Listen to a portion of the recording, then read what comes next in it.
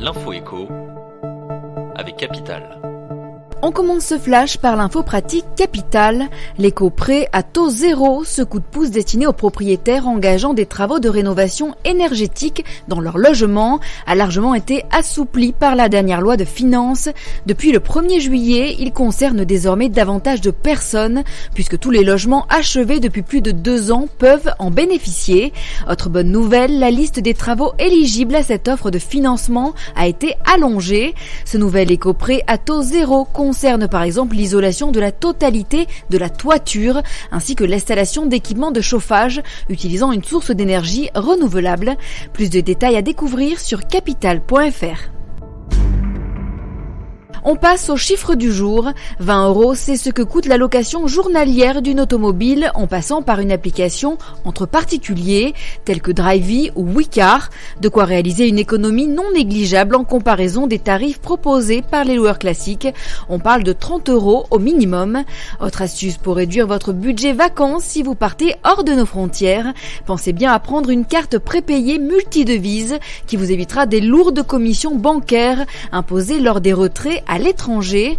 Retrouvez sur notre site nos autres astuces peu connues pour faire des économies pendant vos vacances.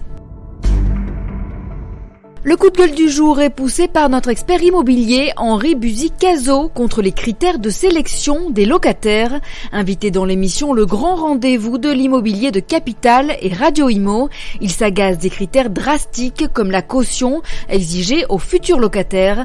Pour le président de l'Institut du Management des Services Immobiliers, ces conditions ne sont plus adaptées à la réalité du marché. Henri Buzy-Cazot juge très urgent de faire évoluer ce système en créant par exemple de super administrateurs de biens qui couvriraient directement bailleurs et locataires contre les risques d'impayés. Et on termine par la prime à la conversion qui risque d'être bientôt rabotée. Cette aide à l'achat d'un véhicule moins polluant est victime de son succès, alors que Bercy prévoyait qu'elle bénéficie à 500 000 personnes sur tout le quinquennat. Les projections du ministère tablent déjà sur près de 2 millions de bénéficiaires d'ici 2022. Problème, cela risque de coûter très cher à l'État, 1 milliard d'euros. Face au grand nombre de bénéficiaires, le ministre de l'économie songe donc à resserrer les conditions d'attribution du dispositif.